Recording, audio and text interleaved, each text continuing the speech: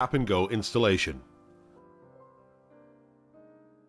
Before installation, just put the flooring in the room for 48 to 72 hours to acclimate to the room temperature and prepare materials at 5% more for wastage.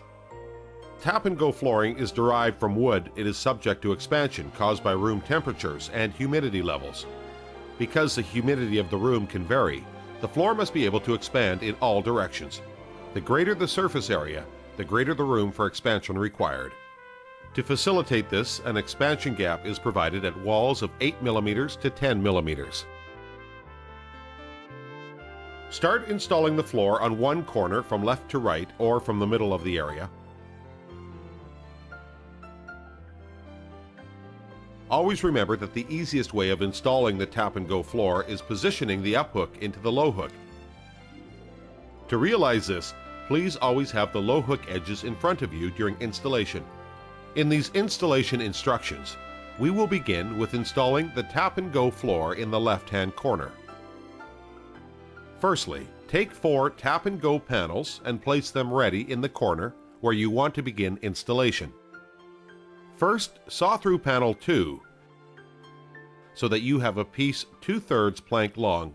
In order to facilitate a stagger effect of end joints row to row, the first row should be started with a full plank, the second row with a 2/3 plank, and the third row with a 1/3 plank.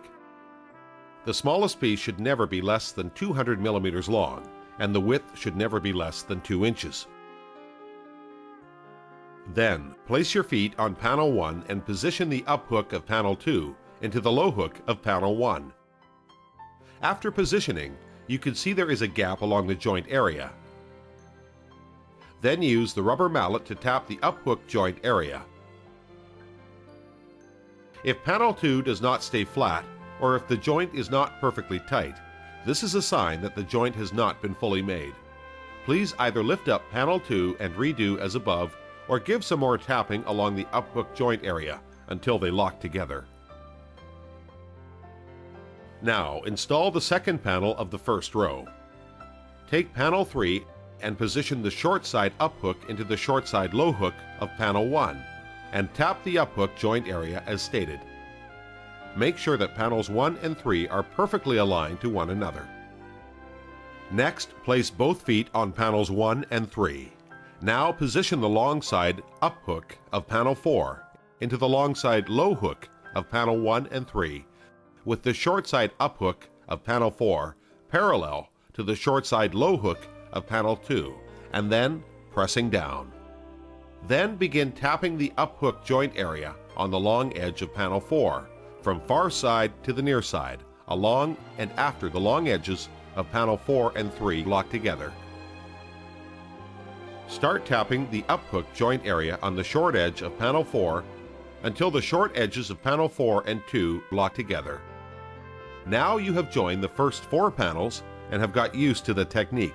Then use the same technique and finish the first 4 rows.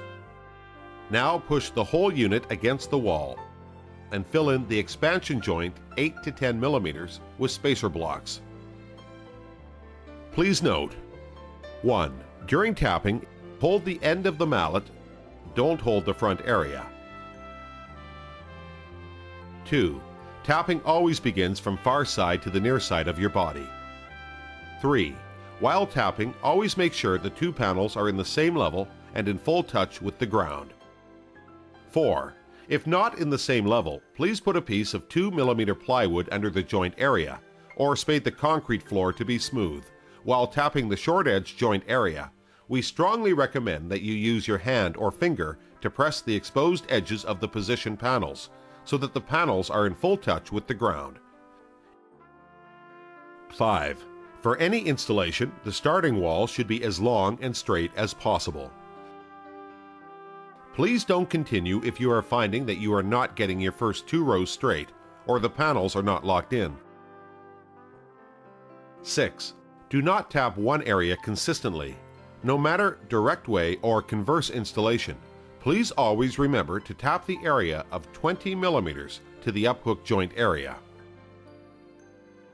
From the 5th row on, finish off each row at a time, each time joining the panel along its long edge, then along its short edge, and each time tapping as instructed above. You can use the leftover pieces that you have at the end of each row as the beginning panels of the next row. That way you can make the best possible use of each panel. After installing your floor, you can immediately walk on it and begin the finishing process, such as remove all spacer blocks, etc. Converse installation. We do not recommend you install tap-and-go floor conversely. If you need, please do follow below. In case converse installation, please start from right to left. Place your feet on the row where you need converse installation. Position on the long side low hook of the first converse panel into the long side up hook of the previous row panel. After positioning, you can see there is a gap along the joint area. Then use the rubber mallet to tap the up hook joint area. The panels will lock into place together. Second converse panel. Position on the long side low hook of the second converse panel into the long side up hook of the previous row panel, and the up hook on the short edge parallel to the low hook on the short edge of the first converse panel.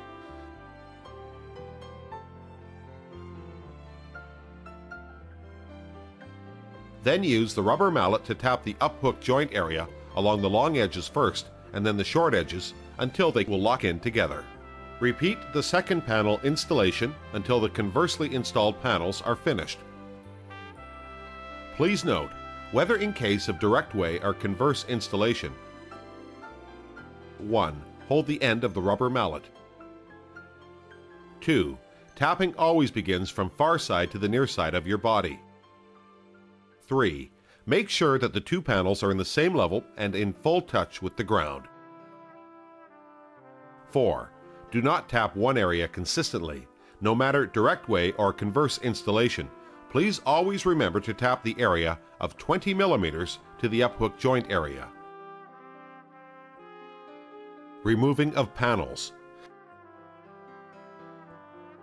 If there is something wrong with the panels, then you should remove it, using your left hand to pull up the panels you want to remove. Meantime, taping the area which close to the joint point of the previous row slightly until the lock loose. Pull up the joint area of two panels slightly and lay down, then the two pieces panels detached easily. Additional attentions and precautions. 1. If you are ready to install new floor upon a wooden base floor, first remove any existing floor covering. Any loose parts must be nailed down, and if necessary, the moisture content of the wood may not exceed 10%, and keeping the creeping space under the wooden floor be sufficiently ventilated. 2. When the room is a little complicated like below, Step 1. Install Zone 1 directly from Wall 1 to Line 1. Make sure that space 1 between Line 1 and Line 2 is less than a whole piece of flooring. The space between Line 2 and Line 3 is around 10 mm. Step 2.